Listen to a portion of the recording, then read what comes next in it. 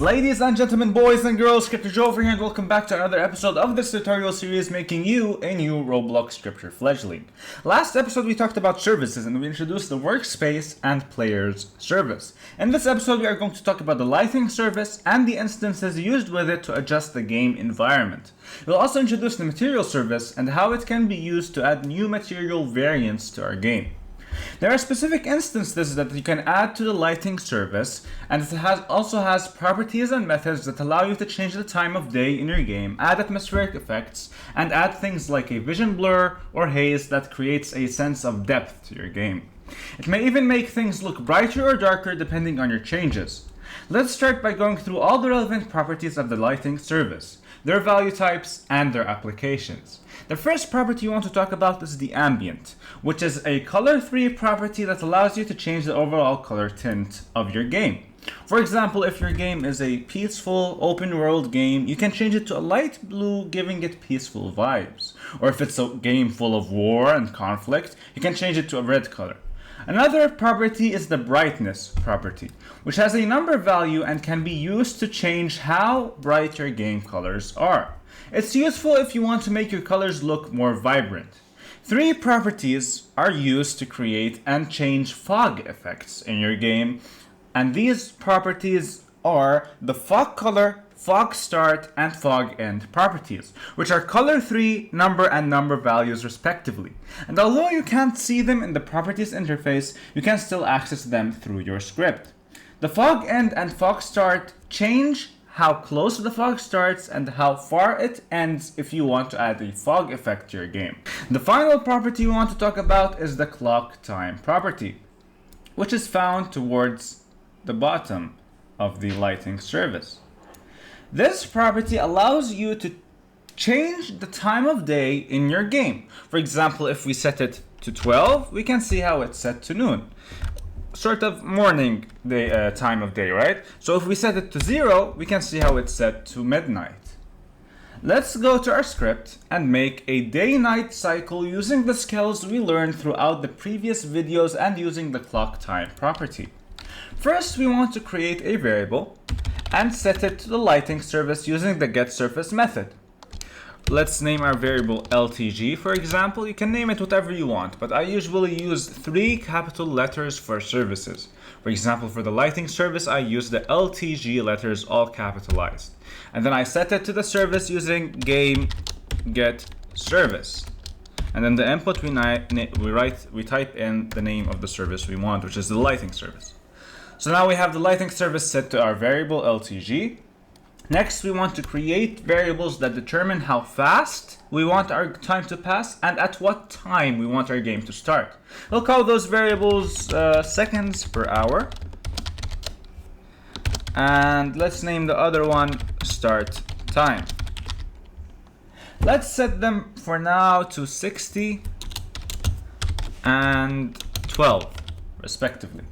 This means, what those variables mean is that for the first variable, seconds per hour, it means that our game will be 60 seconds, or each hour in our game will be of 60 seconds length, or 1 minute. And the game will start, according to the start time variable, at noon, or at when the time is 12, which is noon, or morning. Now let's set the clock time property of the lighting service. So LTG, let's reference the lighting service. Reference this property using the period, so LTG.clockTime, and let's set it to the start time. So as soon as our game starts, it will set the lighting clock time property, or the time of day of our game, to noon or 12. And then let's create a while loop, add a true boolean since we want it to always run while the game is running, and make it so add the do statement, close the while loop, and make it so that the time increases at a rate of 60 seconds per hour every 30th of a second. So why every 30th of a second? That's because the frame rate, or the thing, so each video has a frame rate, or a rate at which it goes through the frames or pictures in the video. And the rate at which the eye can see no gaps, it doesn't, like when you look at the video, you don't see any glitches or any breaks between the frames or pictures. That rate is 30 frames per second. So that's why we want to wait a 30th of a second each time we want to change our clock time. So let's add this wait time. We can either tell the computer to wait 1/30th of a second using the wait function, or another function I like to use, which is the task.wait function. This function is more reliable than the wait function since it is more precise and more efficient. It tells the computer to wait as close as possible to a 30th of a second. Now we use the task.wait function to wait 1/30th of a second. Now we want to set or increment the clock time by a certain value using the plus equals sign we already learned about to increment variables. So LTG, we forgot to reference the property, so LTG.clocktime, and let's set it, increment it by 1 divided by, in parentheses, the seconds per hour variable, which is 60, so 60 times 30. You can think of this as math that tells the computer to increase the time by this rate. So seconds per hour, 60. So we want each hour in our game to be 60 seconds. This equation makes it so. I'm not going to delve deep into the math of this. If you want, you can just take math classes and learn about this. I don't know. If you want me to talk about it, you can just type something in the comment section and I'll try to explain it. Now this increments the clock time of our game by at a rate of 60 seconds per hour. So every 30th of a second we increment the clock time. So if we run this right now, let's look at how the time changes. So now the time, or the clock time of the lighting service is changing. The clock time property is changing every 30th of a second, as you can see over here. And if we look at the sun, and I'll speed this up. If we look at the sun, we'll notice how it moves.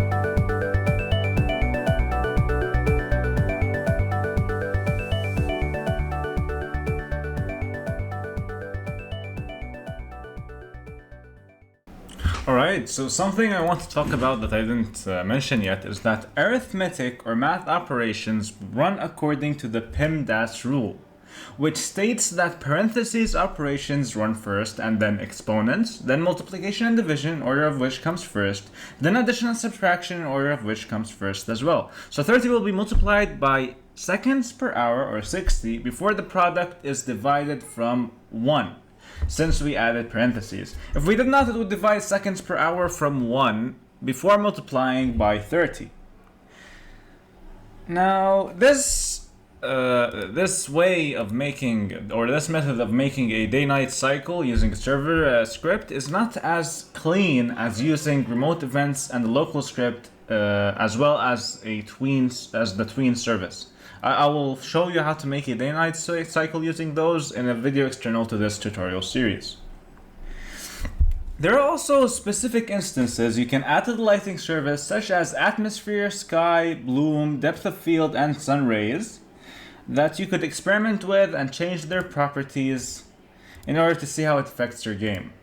For example, the sky instance, it changes the whole sky of your game. You can find some skies in the toolbox if you want to. We'll talk about the toolbox tool, which is found in the home tab promptly, just when we start talking about the material service.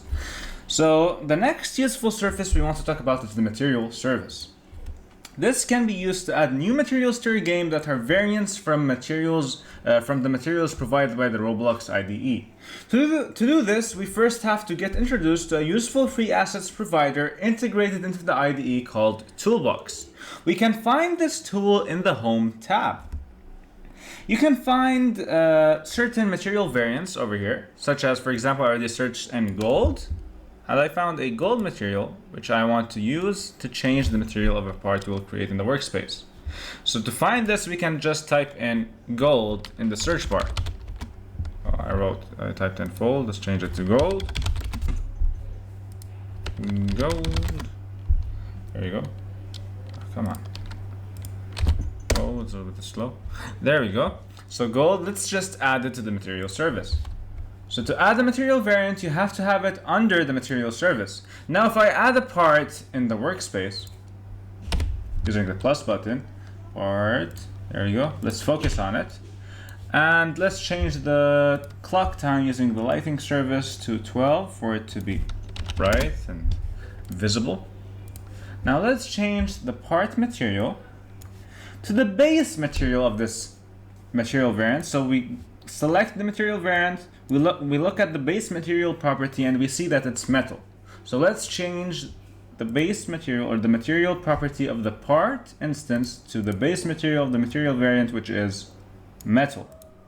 Now when we select this, there is a material variant property for part instances that can be used to change the material variant. So we added the material variant to the material service. Now we can see it pop up in the material variant drop down arrow. If we press or click on the drop down arrow, we can see it pop up. So if we select gold, we can see how the material or texture of the part changes to a gold-like metal. This is for the material service. You can add any material you want, material variant you want, by searching it in the toolbox, or you can go to the creator store and go to the categories, see all, and select, let's go down, select materials. I'll show you a bunch of materials you might want to use in your game. A bunch of material variants you might want to use in your game. Now, in the next episode, we will talk more about the server-client relationship in our games and the replicated first and replicated storage services. I hope you enjoyed this learning experience, and if you want to continue, be sure to watch the next video. If you want to stop here, just save your progress by pressing File, Save to File, and then name the file whatever you wish and save it wherever you want. Be sure to support the channel by giving it a thumbs up and subscribing. Thank you for watching. If you have any questions or inquiries, feel free to ask in the comments section.